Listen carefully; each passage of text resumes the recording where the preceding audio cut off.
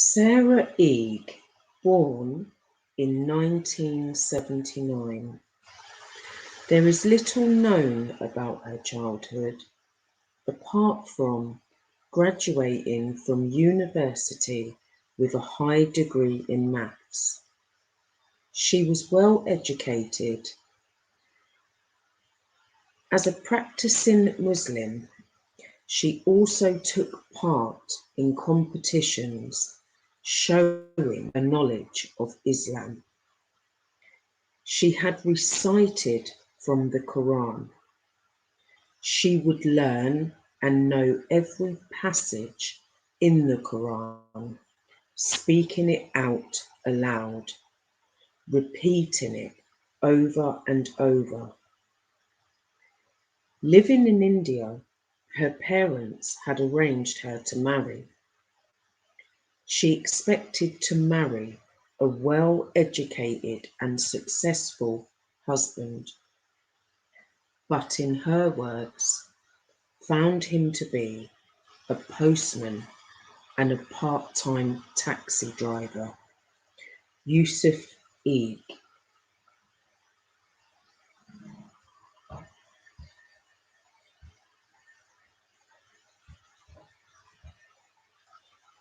They both moved to the UK in Cardiff, Wales, and Sarah was expecting their firstborn son, Yasin.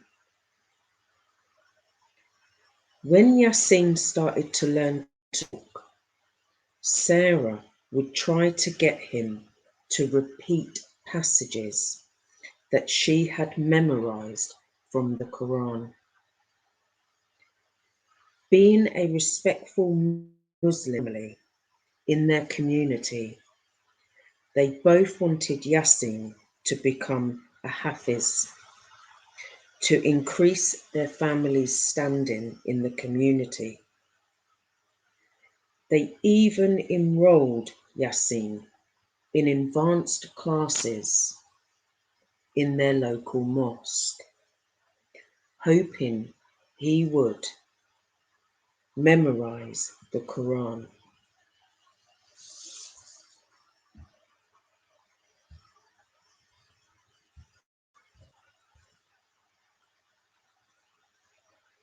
In the 3 months leading up to July 2010,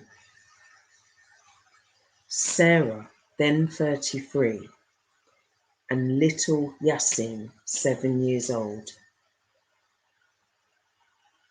she was beating him daily by sticks, a rolling pin, a hammer, and he was being locked in an outside shed after his beatings, all because he was not memorizing the Quran correctly or reading it the way she wanted. She would become so violently frustrated towards Yasin.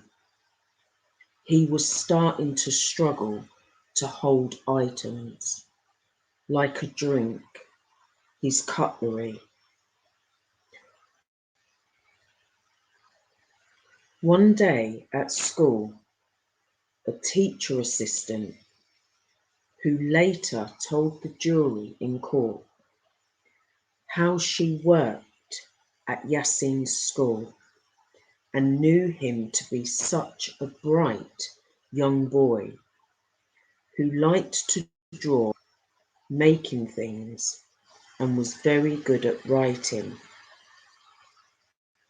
His handwriting would be so neat and tidy. She said he was that good, she would and could just leave him to sit and get on with his writing.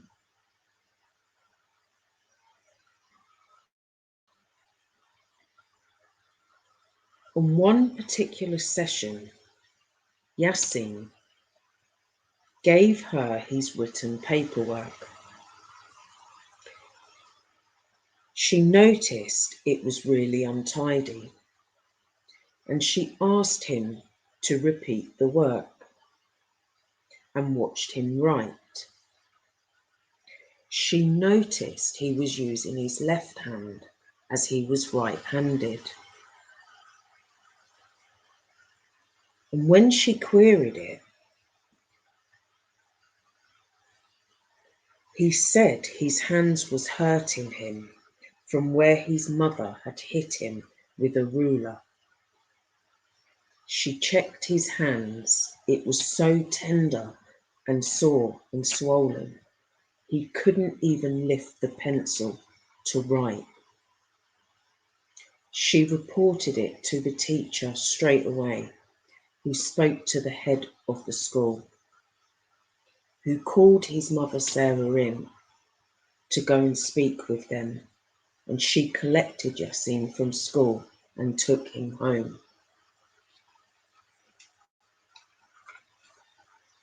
A few days later was the teddy bears picnic at school, but sadly Yasin never made it to school that day, as he didn't have a teddy bear for the picnic.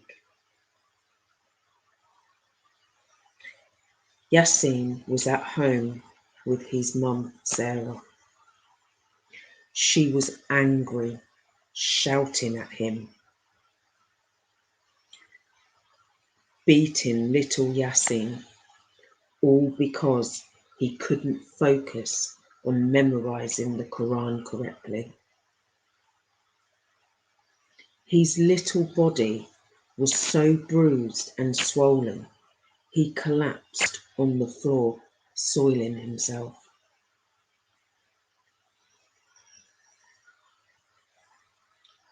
She then dragged his body to the kitchen, undressing him.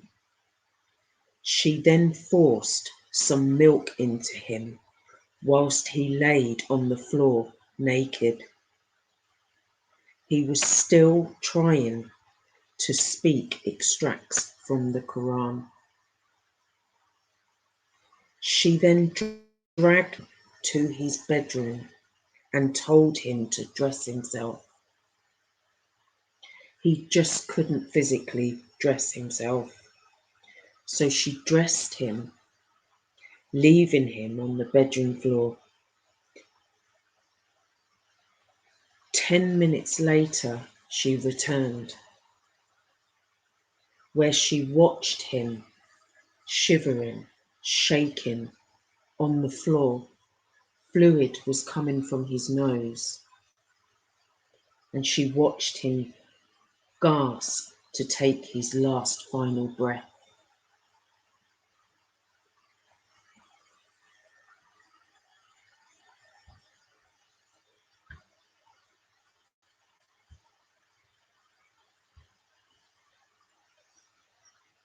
Instead of trying to help him or even ringing for an ambulance, she decided to go downstairs to get a lighter and a bottle of barbecue fluid before setting light to little Yasin's body.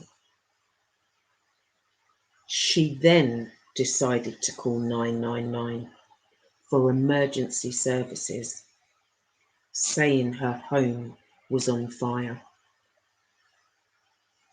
Initially, when the fire services arrived, they thought little Yasin had died from the fire, until further investigations proved Yasin had died hours before. A post-mortem examination was done, and Yasin had broken fingers, broken arm, all his ribs were broken, and the cause of him dying was due to abdominal injuries, which was non-accidental.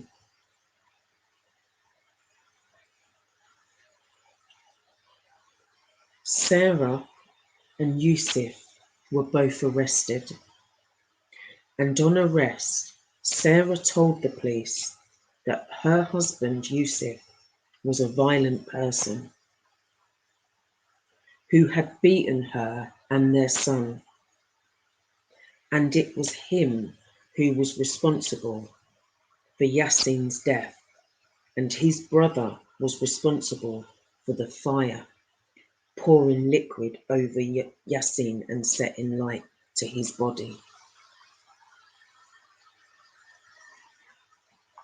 After hours of being interviewed, they both were released on bail to Yusuf's brother's address until further investigation. But after a couple of days being on bail, Sara went back to the police station, retracting her statement, stating her brother-in-law was so angry that he started to hit her in front of his wife, her sister-in-law, telling her that she should tell the police that it was not him or his brother that had done it, it was her, and to tell them everything that happened, and to tell them it was her that killed Yasin, and her husband and brother-in-law had nothing to do with it.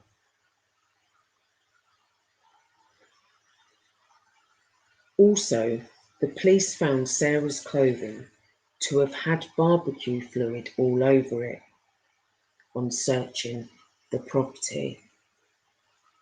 Sara was then admitted to a psychiatric unit and continued to stay there until her trial. While she was there under assessment,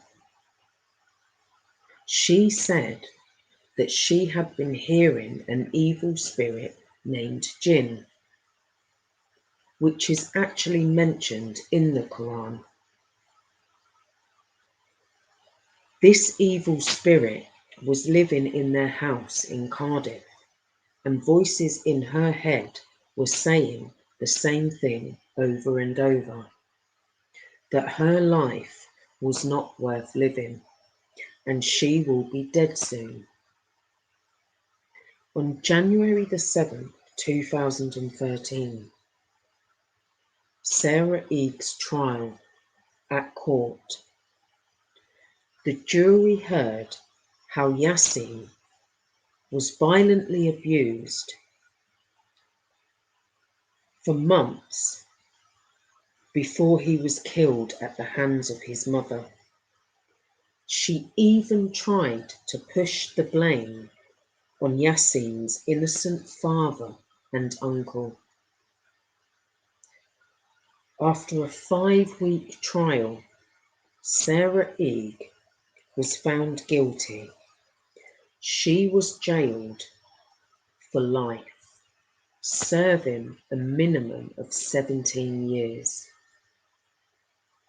She was also found guilty of perverting the court of justice and was given a 4-year sentence for that crime as well. And that's my story in Sara Ege. And I apologise for this if it's upsetting. Researching the story, I had to come away and come back because I got very emotionally upset researching. So 17 years, she got minimum of 17 years, which I think is not good. Like, it's not long enough, the minimum. A life for a life, isn't it? I think she should do life. The 4 years for perverting the court of justice as well. Like, Yasin's innocent dad and his uncle could have got minimum of 17 years for a crime they didn't do, so 4 years isn't long enough there, I feel. I just think the system, they just don't give out long sentences for what they should do. So yeah, that's my story. What do you reckon? Do you think, she should have got longer, or do you think she got the right sentence? What do you reckon? What do you think she should have got in her sentence? Please leave your comments below. I'd like to hear what you think. I do apologise if it's been upsetting again. But yeah, rest in peace, little angel. Yasin, rest in peace. But yeah, big love to you all. Thank you for watching. Big respect. Peace out.